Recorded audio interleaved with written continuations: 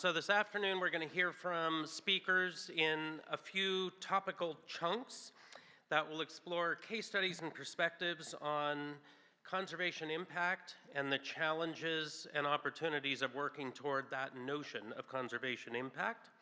And this particular next session is on landscape connectivity as it relates to our complicated continent and specifically biodiversity targets, and will be, I was gonna say moderated by my old pal and former colleague, Deb Davidson, who is the Chief Strategy Officer for the Center for Large Landscape Conservation, although I mostly remember, was it 2007 maybe, Deb, wandering around Little Rock, Arkansas with you looking for a decent cup of coffee, but that's a whole nother thing.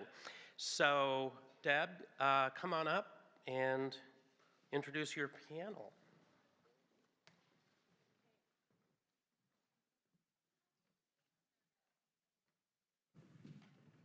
Hi, everybody. I definitely have the challenging session. I'm hoping that Dave is on the line. Okay, he is. So I am really fortunate to be up here with three of my friends. You can't see the third, but he is here. Dave Theobald from Conservation Planning Technologies is online. He is a pretty amazing, globally renowned spatial ecologist, conservation biologist.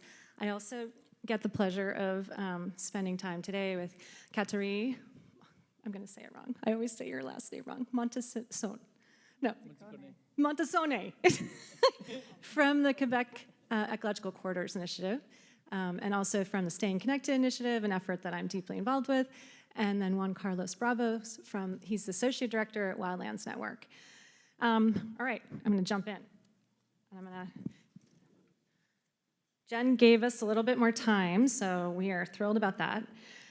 So thanks again for having us here today. My organization, the Center for Large Landscape Conservation, is firmly focused on what I see as one of the most pressing conservation challenges of our time, and that's rapidly increasing habitat fragmentation from human development. We talked a little bit about that today already. My organization works across the globe and in the US and Canada and Mexico to secure connected and resilient landscapes for healthy communities, people, and wildlife.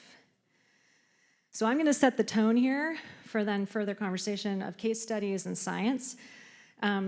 So what is connectivity? We've heard a little bit about it today. We heard Brian reference it for Target 3. I like to describe it as connectivity conservation is working to ensure that the lands in the messy middle of our landscapes are connected and permeable. And both of these guys are going to talk what that means, or tell us more about what that means in their landscapes. But that messy middle I like to think of as the lands between our parks, wilderness areas, our protected areas. These are the lands where we all live, where we grow our food, where we build our homes and our roads. And at the same time, it's where our wildlife like to move from one habitat to another.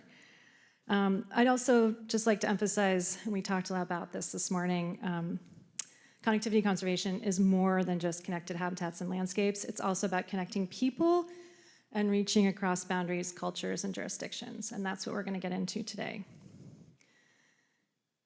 I started working on the protection of corridors and connectivity in the early 2000s. As Dave mentioned, worked with Dave on this in the mid-2000s. And at that time, connectivity corridors, they were really obscure, super emerging field. But it's come of age. It's come of age in the past decade. And what's shown on the screen here are 13 major global agreements that were signed by hundreds of countries that highlight a commitment to this topic and to figuring out how we can ensure a more connected and permeable landscape. Whoops, sorry. And also discussed today was the Global Biodiversity Framework. And one key accomplishment that CLLC and IUCN World Conservation Protected Area, and as well as a lot of other partners, was to ensure that connectivity in the 2022 Kunming Biodiversity framework where actually it was incorporated. So it's incorporated into Goal A, Target 3, Target 2, and Target 12, something that I think people often don't actually realize. And I want to just highlight one of the reasons I'm bringing this up. Brian hit on it this morning was, Target 3 we often think of as 30 by 30, which 30% protected by 2030, but actually the goal is 30% protected and well connected by 2030.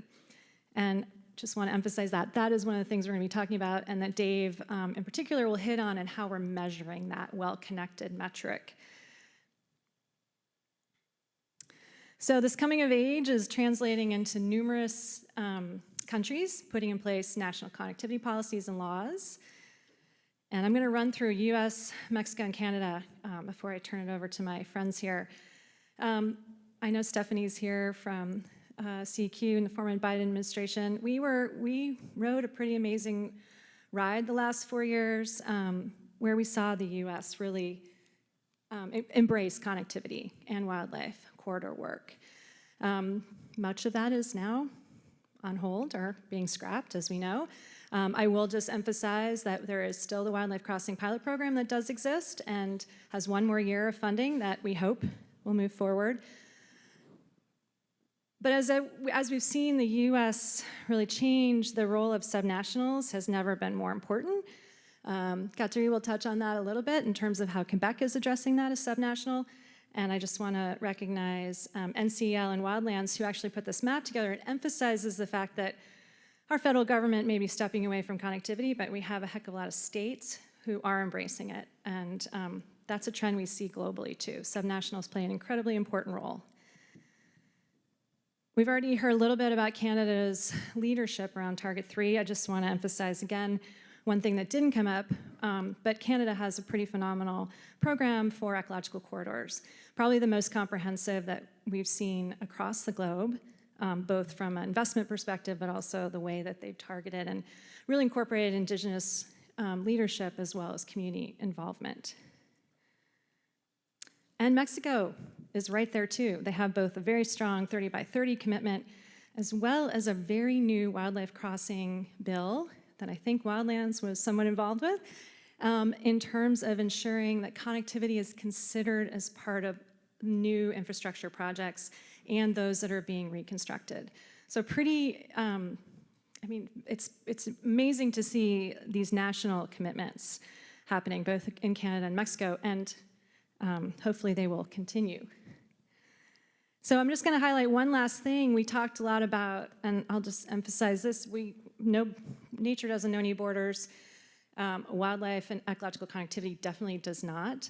And just a shout out to a project that both Kateri and I were deeply involved with, as well as a number of other people in the room, tackling the idea of transboundary ecological connectivity or landscape connectivity.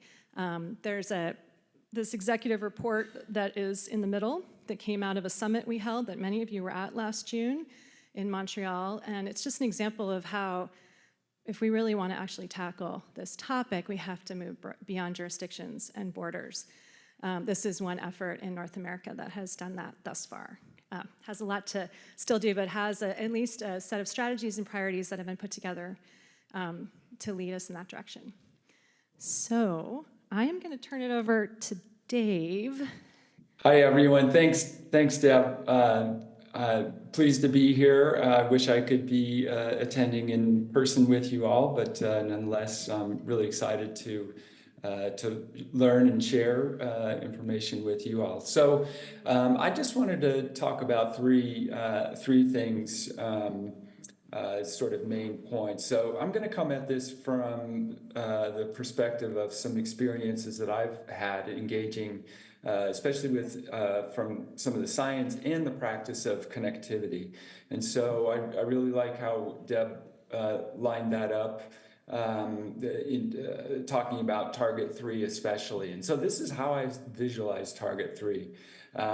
Yes, target 30 by 30, 30% by 2030 is of course the main piece of this. I like to think of this as sort of a three-legged stool. You have to have all three of these pieces together in a measure, in a metric to achieve the conservation, the area-based conservation. You need to have protection of at least 30%, as we said. We need to have connectivity amongst various places that need to be represented. So it's not just protection all in one portion or scattered about in various places. All of these three need to come together. So it's a catchy phrase, but all three of these need to be brought together in any sort of an indicator, in my understanding. All right. So to measure connectivity, how do we go from that triangular diagram that I showed, which is basically fully grounded in conservation biology and ecology literature about three main principles. So how do we now move to implementation stage, which is where I really feel we are with regards to the Global Biodiversity Framework and then also America the Beautiful. We're now,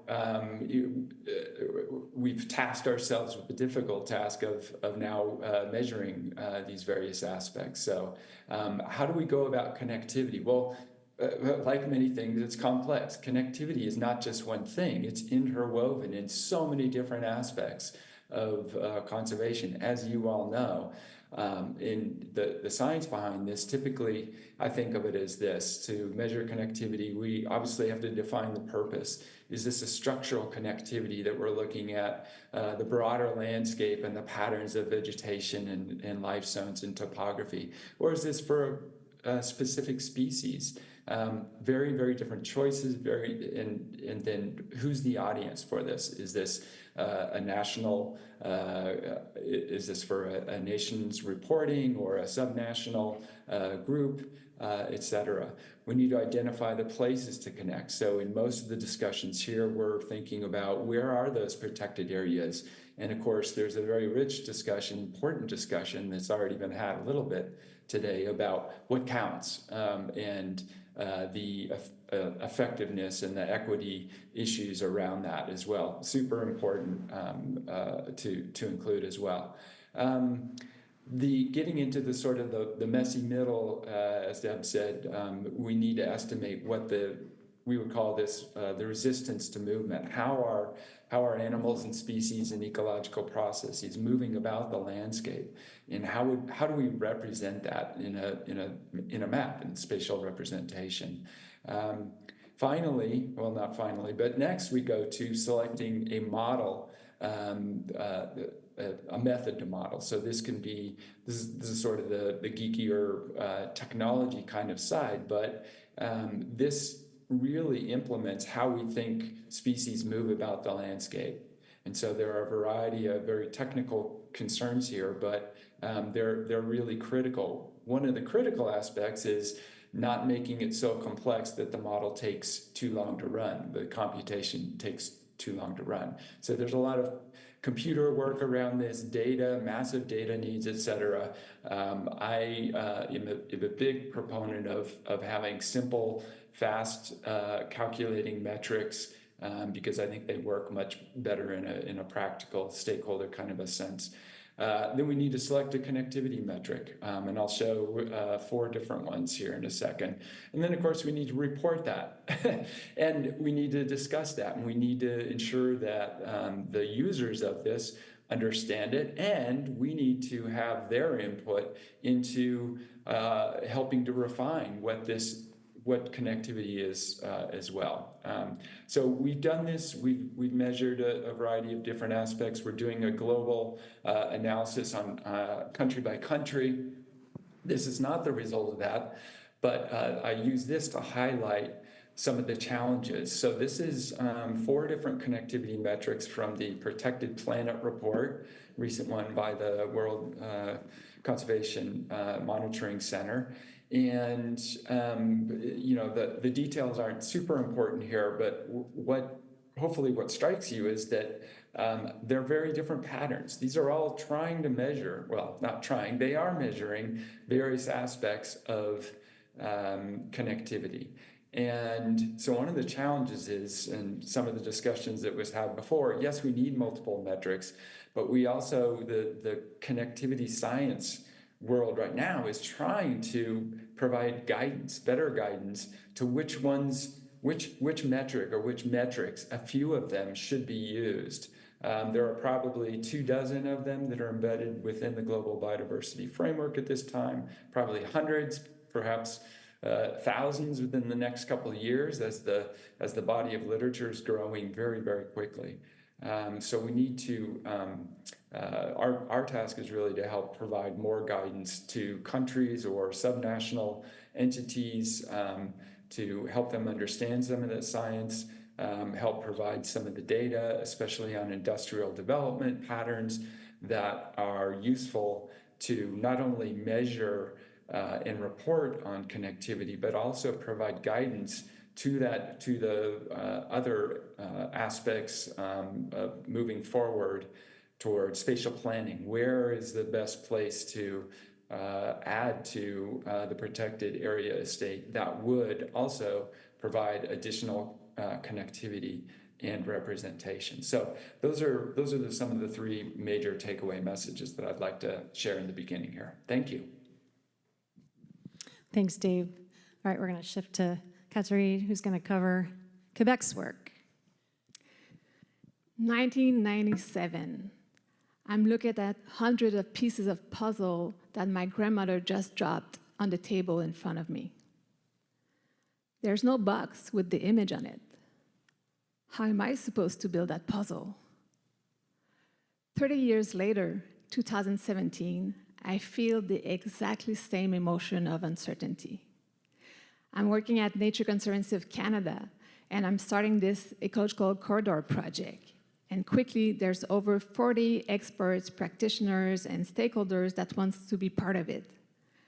I have no clear vision or action plan, but I do know that each of them are holding in their hands a crucial piece of the puzzle of this ecological network that I want to create.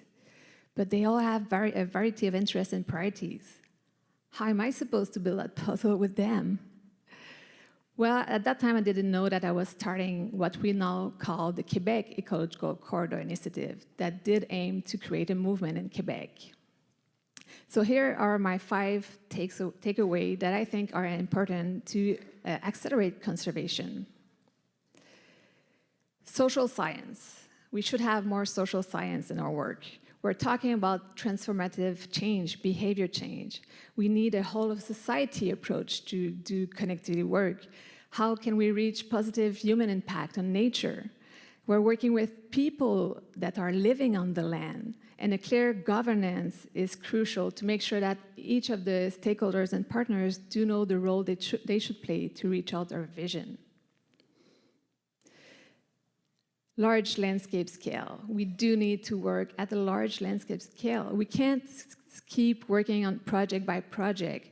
We do need to have this landscape conservation planning based on the best science data available and integrating indigenous and local community knowledge.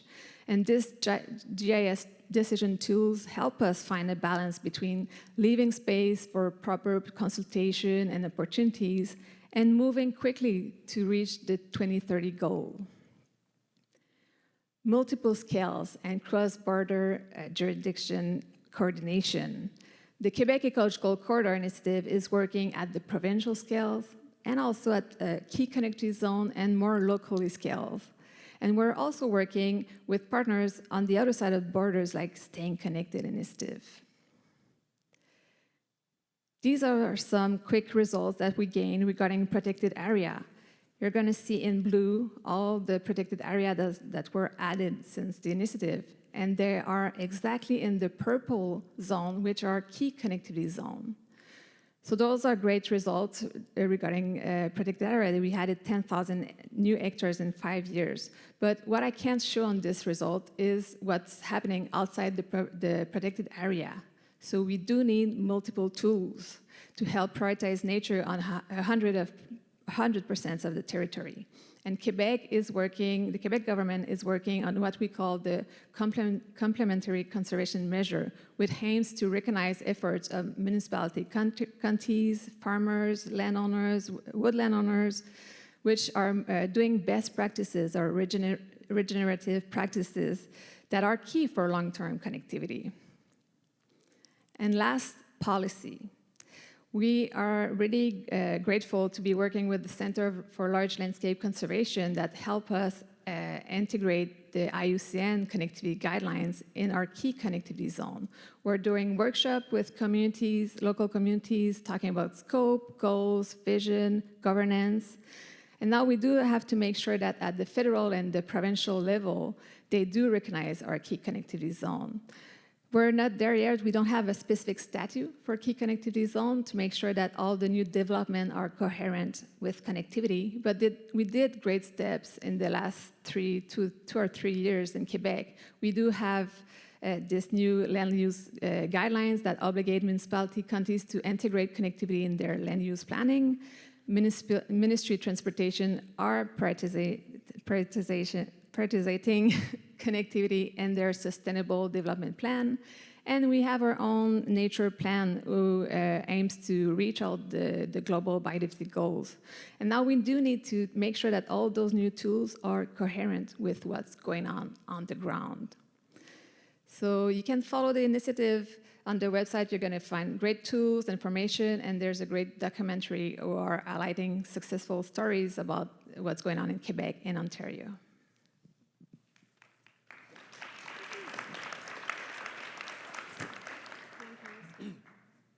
Yes, thank you. Well, I think we have to recognize that Quebec is ahead of the curve in many senses when it comes to connectivity. And to present you a bit of a contrasting example of how challenging it can be to even understand connectivity on a diverse landscape, I want to show you a simple case study, which I hope will upload here. Somehow it isn't in the slideshow. It's coming? Says it's coming? Okay, while that shows up, I'll tell you the story of this landscape. The landscape is called the Sky Islands region. It's a region of, there you are, as you can tell, semi-isolated mountain ranges with a north-south orientation that spans a portion of the states of Sonora and Chihuahua in Mexico, and Arizona and New Mexico in the United States. So what do we talk about when we talk about connectivity here? The intent of building connectivity is connectivity for a network of protected areas. And you can see the protected areas here as those green areas in the map. And it would make sense to start looking at connectivity across these mountain ranges. And that's basically how we started approaching this problem. What animals are using these montane corridors to move about. And a very emblematic species in this region is the jaguar. The northernmost breeding population of jaguars occurs in the state of Sonora, and some animals have been making their way across into the United States, sparking a lot of interest, of course, conservation partners in the United States. And so it's fairly obvious what you need to do there for jaguars. Just connect those mountains that are already oriented south to north. But that does absolutely no good for grassland bird species, of which there are, like we were reminded a short while ago, around 600 migratory bird species in North America. More than 100 of those migrate through the landscapes, through the grasslands in this landscape. And so you're gonna have to do something about all those in-between areas of these montane corridors. So say you go about and do that. And you might be protecting some areas that protect for grassland species, protect for montane species, but you still have a big jurisdictional divide. The U.S., as you can see clearly, there has a lot more protected areas in Arizona and Sonora, in Arizona and New Mexico than we do have in Sonora and Chihuahua. And they could very well say, well, our system of a network of protected areas is well connected. We're going to build the corridors there, and it's all going to be well connected. That's fine. Except, the U.S. is building a border right between the Sky Islands region. And so well connected does no good if you stop at the border and you build a massive barrier that's going to stop basically all wildlife from going from one place to another in what is essentially the same ecosystem complex that you have there, the same ecoregion. Even if you were to deal with the border wall, you have there also Highway 2. Highway 2 is a highway in Mexico that is fragmenting the landscape, creating a lot of roadkill, and it poses a significant threat that can often be overlooked. If you were to go out there and conduct roadkill surveys like we've done, you'd find that the species that are most impacted there are skunks and coyotes. And so you're probably thinking, well, not a huge threat for jaguars. But the reality is, a single female jaguar that is deterred from crossing the highway, let alone killed on the highway, just deterred from crossing the highway because of the noise, because of the lights, because of whatever, is going to set back recovery of a breeding population in the United States probably decades. And so you can do whatever you want with the landscape in terms of land protection. You can do whatever you want with the landscape in terms of the border, but if we don't address the roads, you still have a major obstacle to connectivity. And then, of course, there's the obstacle of cultural connectivity. There are, of course, two different cultures trying to coexist here. They've been coexisting for a number of years, but as tension arises between our countries, and this will be very immediately sensitive to my Canadian partners, it becomes a lot harder to start working with your partners across the border. You don't necessarily want to. You resent that, they're building a wall on our backyard. Nobody asked us if we wanted a wall, so that definitely is painful. Or they're saying, they want to incorporate our country into their country without asking our opinion about it. It makes sense to be resentful. And yet, as conservationists, our job is to build bridges, and these bridges are going to be across roads, but they also have to be across cultures. And so the layer of cultural connectivity here becomes essential. If we cannot collaborate across borders, across cultures, no amount of landscape connectivity that we can model through Circuitscape or Omniscape or any of the other cool tools that scientists have are going to do these species much good. And so we have to incorporate into our measurements these layers of cultural connectivity. And that is going to require a social change of a scale that I don't think we're yet ready to embrace. But I am excited about it. I think it's the next frontier of connectivity. Wildlands Network started talking about connectivity 35 years ago. It wasn't a thing. It was a bad word. We got a lot of bad reputation from people saying, your organization is trying to orchestrate land grabs in coordination with the UN and so on. And now connectivity brings together hundreds of people. Now connectivity is, mainstream conservation practice. I think the next frontier is cultural connectivity in the landscapes where we're operating. Can we do this? I think we can, but it will certainly take an effort. It will certainly take thinking differently. And I think we might have a chance to go a little bit more into that, but I'll leave it at that for now.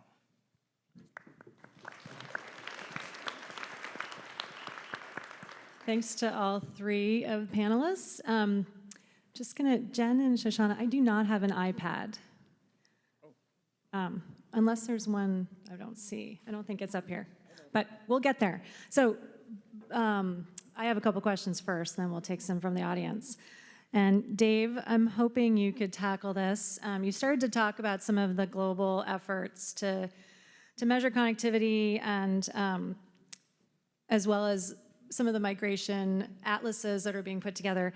But one thing I'm wondering if you can touch on, and this pertains to the Target 3 in particular, is the question around well-connected. There is an effort right now that you're involved with. My team at CLC and Andy Gonzalez and a whole bunch of other amazing connectivity scientists are trying to tackle this question. I'm looking up at you, even though I don't think you can see me. But can you just talk a little bit more about the well-connected effort, why that's so important right now in light of being halfway through the Global Biodiversity Framework goals, 5 years in, we have 5 years left. Why is it particularly important right now? And tell us a little bit more about it. Yeah, thanks for the question there. Yeah, definitely. Well, the challenge, of course, is what do we mean by well connected, right? It's specific in the language of Goal 3. Just as on the protected side, we have a threshold, 30%. We can argue about that number, but it is grounded in science. And so for the connectivity scientists, we're working on the question of, well, what does well connected mean? If we get a measure of 0.4 or 29, is that well connected?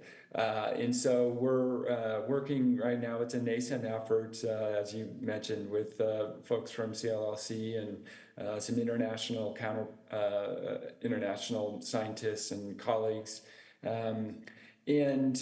There are sort of two different ways we're trying to go about this, but one of them is mostly working from case studies where we have detailed data about specific species and ascertaining as to whether that area is connected. And then we look at the various metrics that we have in the GBF. There's, we've sort of sorted through a list of a couple dozen to a more manageable number. So that's more manageable for us and more manageable for us to convey to the potential users of them, right? Many, multiple metrics is good, but too many is way too many, right? It's an assault of information. So that's what we're really working on together, and it's a really fun and really important effort with a whole diversity of ideas, experiences from Canada, internationally, in India and other places as well. So I could go on, but it's really about what does well mean. Well, it was great, Dave. And I think I'm not going to let you two answer that right now, even though you probably have some thoughts. But I want to emphasize this well-connected effort is not just to sit on a shelf. It's to be applied so that these landscape efforts, like the Quebec Ecological Corridor, the Sky Islands Alliance, and efforts can actually use it. So that's our goal. It's not just to be a research paper. All right, I am going to shoot a question to you two. And Dave, feel free if you have something you want to add to this too. But as we talked about, connectivity is one of the more complex issues that we deal with. It's that very challenging in between the protected areas. And we have to involve stakeholders. That was highlighted by both of you. Multi-jurisdictional is key, working across cultures and working across borders. You guys have already touched upon this, but I'm just wondering if you could emphasize what are the successful approaches, or like what's the secret sauce to making this work, and how do we scale it up, particularly as we face more and more fragmentation across the globe? I don't sorry, I don't know that I have a secret sauce, but there's tools that we use, and in particular, something that struck me as important is cultural humility. And from that on, developing cultural competency.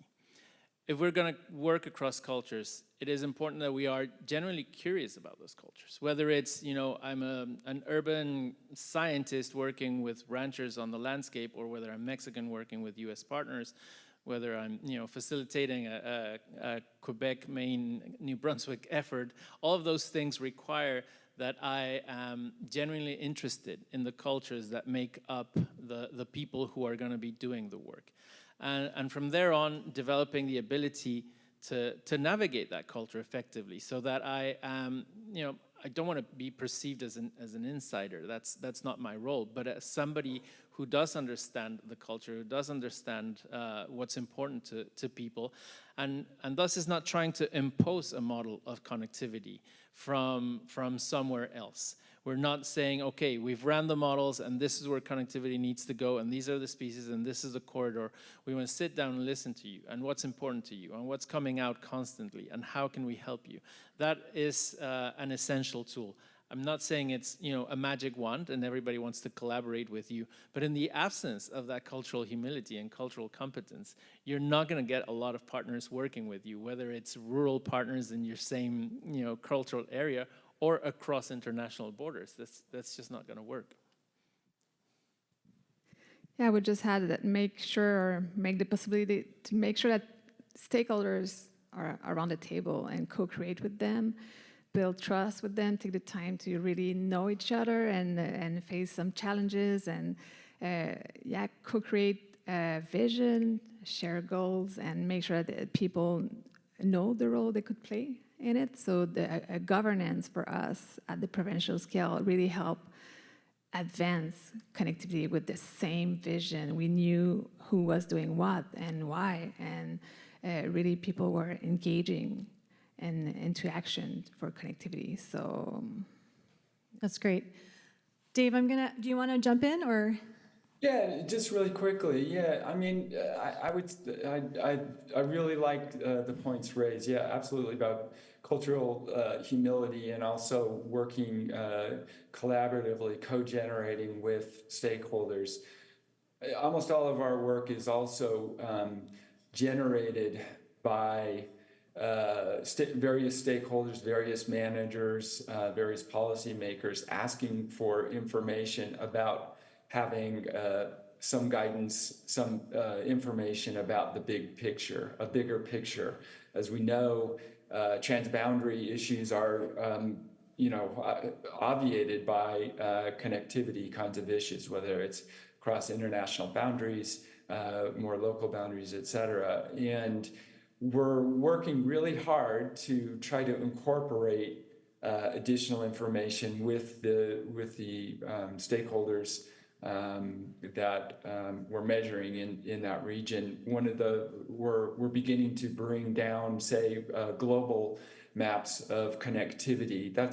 It's a start for a conversation, or it's a place that a conversation could be grounded in. And of course, we want to refine that based on their information, their values, their needs. We're not answering a question per se. We're trying to help inform and facilitate a discussion. Excellent. I'm going to ask one more question from me, and then there's some excellent questions from the audience. And I think all three of you could touch on this. I'm particularly interested in this question.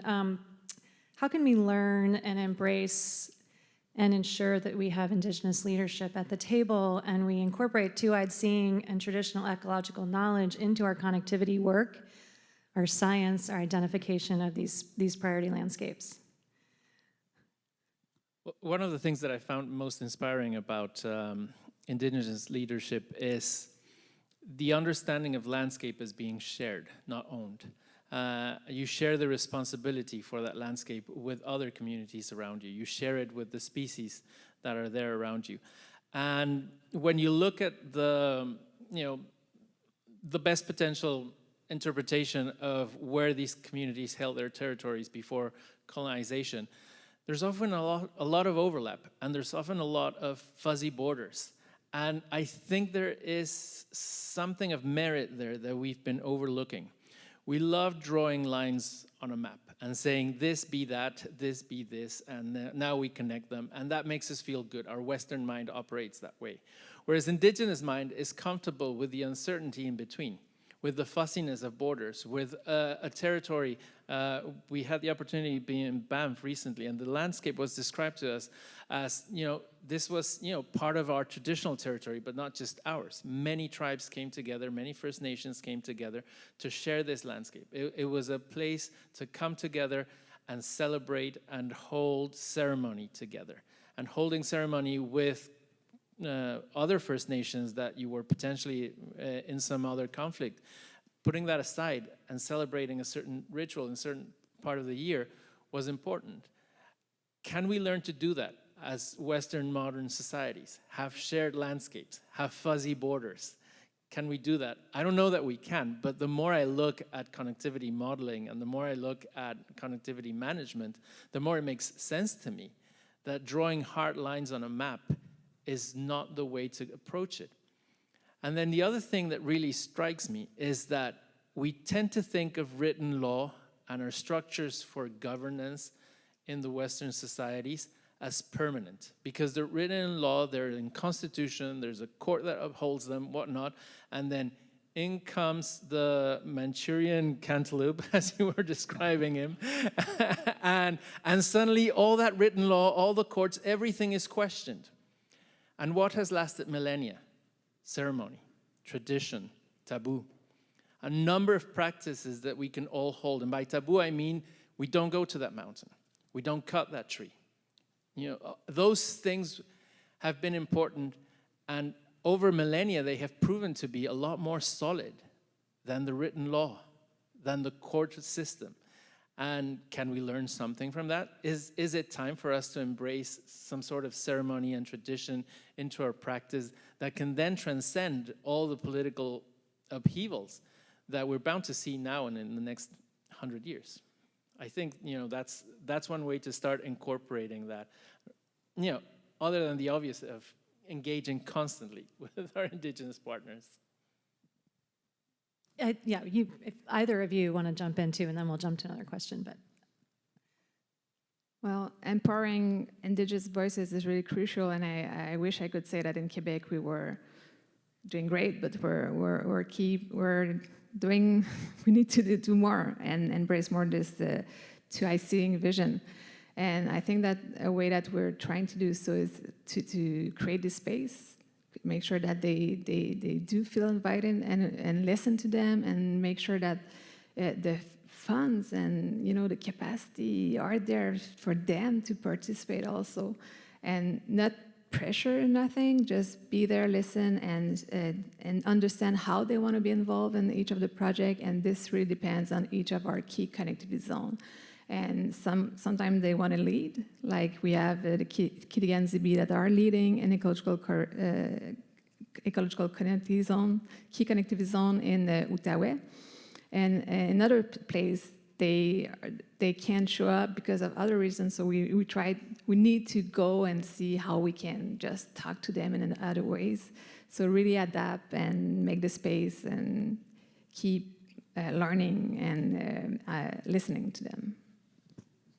Dave, do you have anything you want to add? Yeah, just want to mention really briefly that I totally agree. Both, you know, connectivity needs to much better incorporate obviously people and livelihoods, and we do need to move much more to a fuzzier gradient. We would call it gradient-based concept, and so permeability is much more. There are a whole variety of efforts now that use that, including some more technical approaches. You might look at, for example, the wilderness societies. There's a map that they have up now called "Finding Your Wild." If you Google that, you'll see some fuzziness that also is a little bit more place-based. So totally agree. Much less of a black and white kind of a world, and we live in a much more gradient world. Okay, we're going to shift a little bit.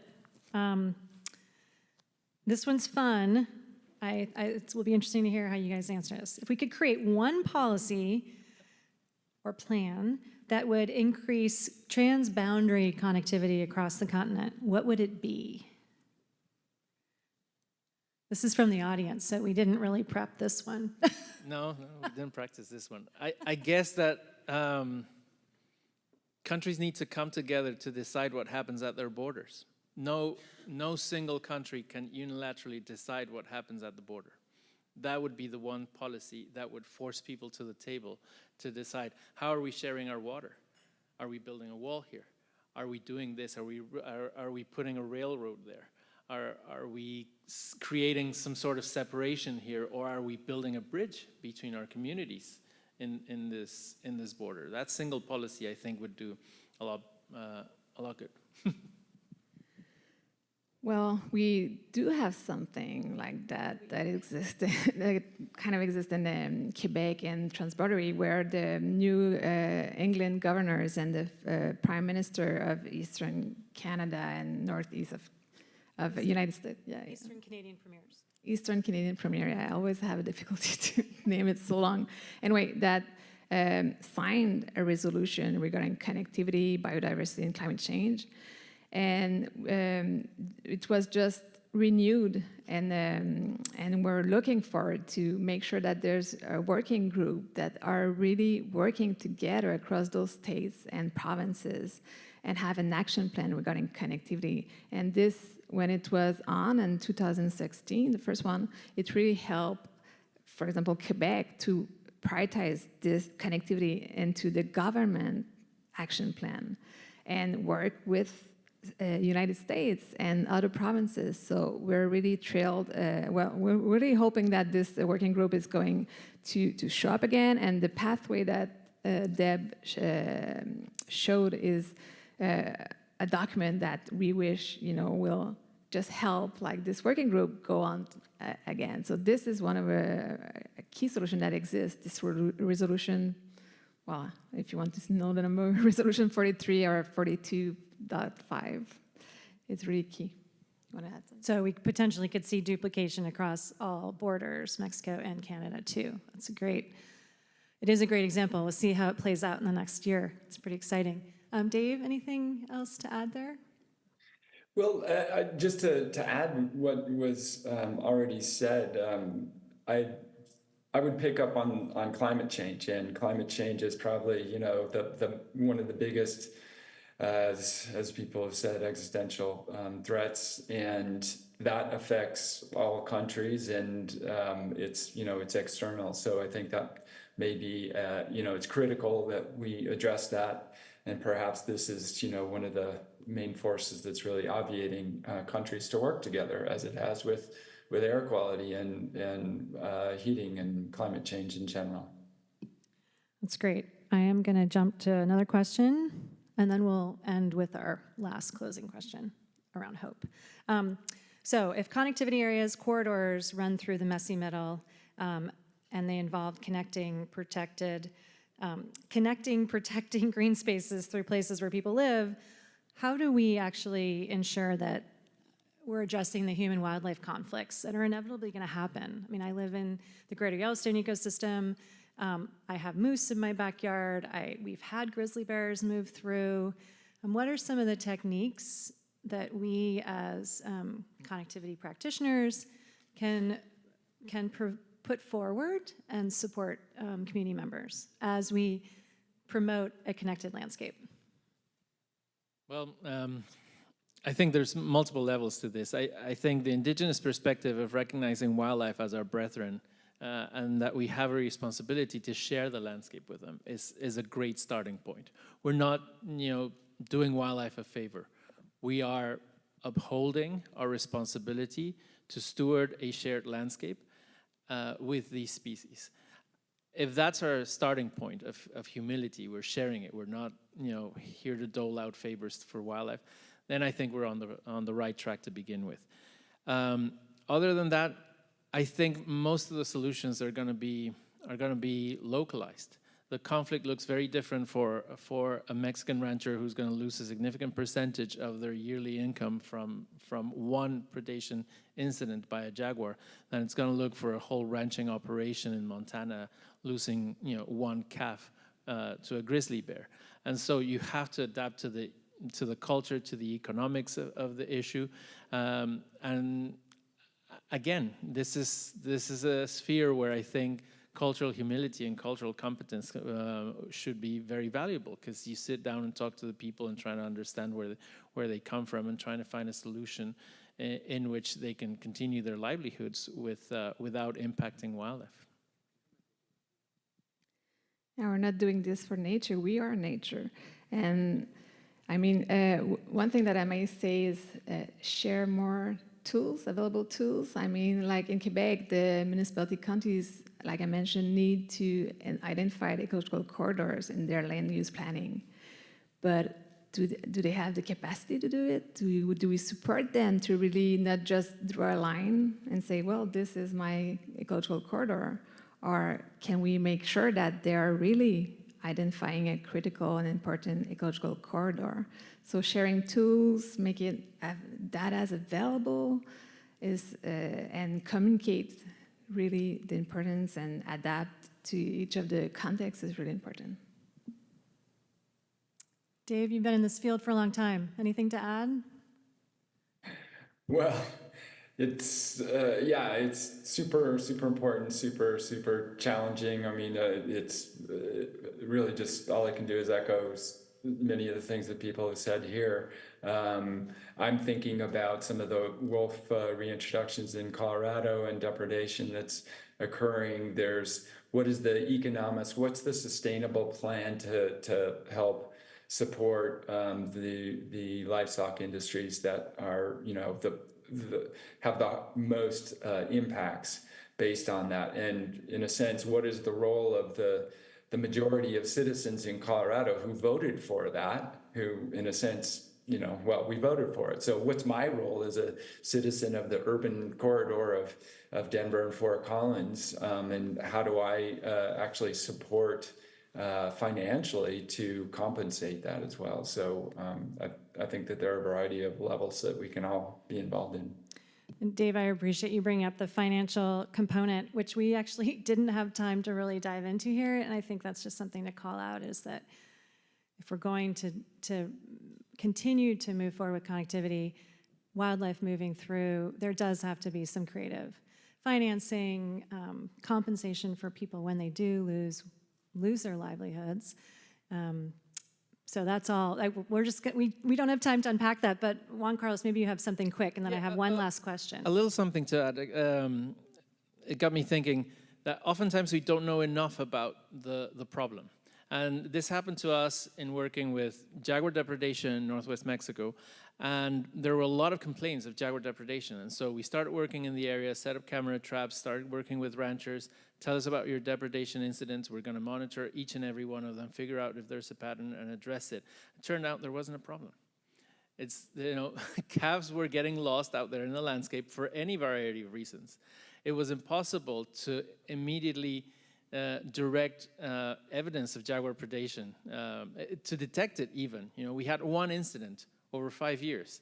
And so people were complaining about a non-existing problem. But the fact that we were there willing to address it sort of opened up a much broader conversation, and people started collaborating with the project and realizing, well, yeah, probably you were right. It wasn't such a big issue. We're probably losing a lot more cows for this other reason. Same happening in New Brunswick and northern Maine. You know, there's these forestry companies. They clear cut the area, and then moose just move in and start browsing on these new saplings. And so they're concerned. They don't want moose there. They're thinking about we should increase moose permits and more moose should be killed here because, you know, they are impacting our economics. But do we really know where moose are moving? Do we really know if there is an overabundance of moose? And all that information is not out there. So I'm really intrigued about figuring out the whole moose conflict situation there, which points to let's gather the data, let's get our facts straight in collaboration with the community. And if they are part of figuring out the problem, they're more likely to embrace whatever solution is figured out together. Great. I have a call to action for all of us. Tomorrow is going to be a deeper dive into finance, conservation finance, and different mechanisms. And I think this is a really important area for us all to lean into. We didn't get to talk about it in depth today, but I look forward to thinking about some solutions, and you guys have already brought up some good ones. Globally, I do see some really interesting solutions out there in terms of ecosystem benefits, particularly in connectivity areas. I think we could utilize here more. All right, we have 4 minutes and 50 seconds to wrap up our last question. What gives the three of you hope? I know for me, sitting up here with you guys gives me hope. I love connectivity conservation because it's about connecting people. It's not just about working on one species or working on one type of landscape. It's multi-jurisdictional. It's really challenging, but it's also about people. So what gives you three hope?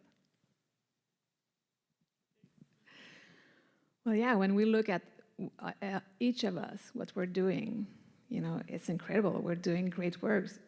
Yes, we need to do better, but we need to celebrate also what we're doing. And this is hope. Hope is in action, or hope is action. Hope is a verb, yeah. So we need to make sure that we still keep this space to, you know, share knowledge and keep moving. We do know that we have all the data and science data that we need to be in the action, and we do need to be in the action and make sure that we adjust every time we have new information, but keep doing the great work. And looking at all the people that are involved in action is incredible. So yeah, I agree with we make our hope, and to me, hope is found in nature. Nature is going to persist. Nature is going to transcend all of us. I'm not the type of conservationist who's out there to save the world. The world can save itself. I think, you know, at best, I'm trying to give humanity a shot at enjoying that world and contributing the few things that make us a unique species: art, science, philosophy. I don't see otters doing that as much as I love otters, and I'd love for those things to continue to exist. And so I keep doing what I do, in part in the hope that those things will persist, and in part because I just can't surrender. You know, it's just never an option. If I'm going to fail at what I do, I'm going to fail trying. And not just, you know, sit by the side of the road. There's a very poignant poem called, if I remember correctly, No te rindas, from Mario Benedetti. And I would strongly suggest that you read it, because it simply is, you are not being true to yourself the moment you surrender. And so that is what keeps me going. Okay, Dave, you get to close us out with your hope. Boy. You know, honestly, these kinds of events and the conversations and learning more about and being inspired by you all and many of the other efforts that, you know, that we learn about. We don't hear enough about them, but they're out there, and we have to keep the hope and, you know, really. We are our best selves when we're out working, doing our conservation work, and I think we just need to continue to do that, if not for our children as well. Okay, well, thanks, you guys. Thanks for being here with me today, and thanks for listening to us. And that's it.